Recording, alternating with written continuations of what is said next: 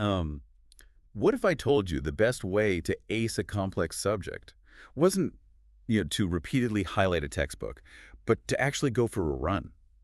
Or even spend 20 minutes writing about a traumatic event? Wait, a traumatic event? That sounds Ri- intense. Right.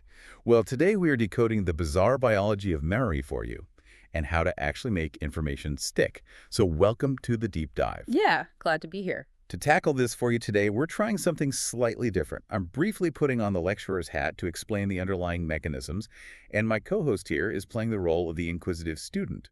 I accept the student role, but only so I can interrupt you when the theory doesn't match reality. Fair enough. So, Professor, if we are pulling entirely from Section 8.4 of Chapter 8 from Psychology 2E today, how do we actually bypass our biological bottlenecks? Because, I mean, we all know that just repeating facts blindly does not work. Exactly. Let's look at moving information from short-term to long-term memory. Most of us default to rehearsal, which is just repeating a fact over and over.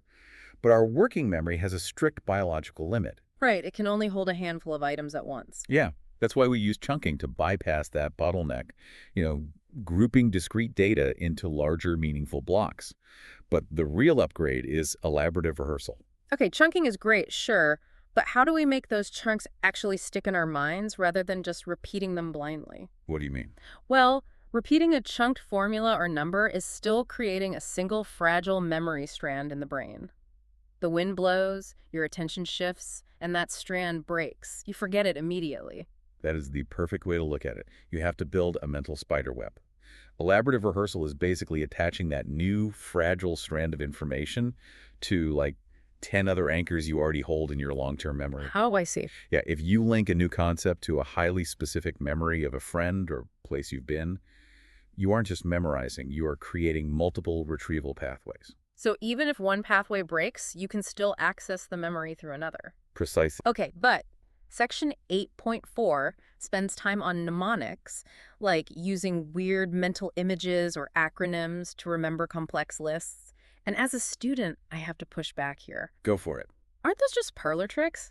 Like, if I'm creating a convoluted story about a fish living in coral just to remember a guy named Carl, am I actually deeply processing anything? It sounds totally ridiculous, I know, but it taps directly into the theory of levels of processing. Yeah. True memory requires the self-reference effect. Meaning I have to make it about me. Basically, yeah. You must make the material personally meaningful to build those retrieval cues.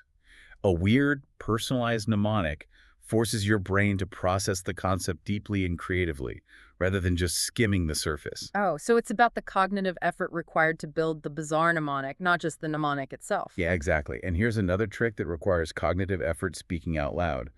Just saying a word out loud, or even silently mouthing it, increases memory retention by over 10%.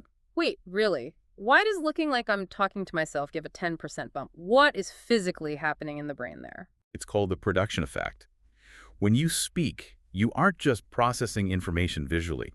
You are actively engaging motor pathways in your mouth and auditory pathways in your ears. Okay, that makes perfect sense. Multiple sensory inputs mean a stronger web. You are literally creating distinct, additional physical traces in the brain for that one piece of information. Wow. But how does that translate to the actual mechanics of studying? Because if you are listening to this right now, sitting there with a neon highlighter, you're probably just tricking your brain, right? You absolutely are. Put down the highlighter immediately. Highlighting is incredibly inefficient because it doesn't force retrieval. It just builds visual familiarity, I'm guessing. Right, which your brain actively confuses with mastery. You want to use flashcards? Sorting out the ones you get wrong, and more importantly, use distributed practice. Meaning you have to space out your study sessions. Yes, because cramming creates interference. Oh, right. If you try to force everything in at once, you over-activate the links between all those new concepts until they blur together. Spot on. You get stuck trying to extract one specific fact because the whole web is vibrating. That's a great visual. But all these mental webs are entirely useless if the physical hardware in your brain isn't primed to store them. This is where we get into the physical state. How much does our body dictate this encoding process? Massively. Regular aerobic exercise actually promotes neurogenesis. You are literally growing new brain cells in the hippocampus. Which is the memory center, right? Yeah, the memory consolidation center of your brain. So going for a run isn't just taking a break, it's structurally upgrading your memory hardware. Yes. And to finalize that upgrade, you need sleep. Sleep isn't just passive downtime. It's active. Highly active. It's when your brain does the background work of reorganizing short-term data, clearing out the interference, and cementing those temporary spiderwebs into permanent long-term storage. So as your student today, the main takeaway is that memory isn't a passive bucket you fill. It's an active web you have to consciously construct, both mentally and physically. Exactly. It's about testing these strategies to find what triggers deep processing for your unique brain. But before we wrap up the lecture, I want to leave you with one incredibly strange detail from the textbook. Oh, what's that? Researchers found that expressive writing can boost your short-term memory capacity, but specifically if you spend 20 minutes writing about a traumatic experience. Wow, that is entirely counterintuitive. You'd think trauma would distract you and overload your working memory. You would. But it leaves us with a fascinating question for you to ponder.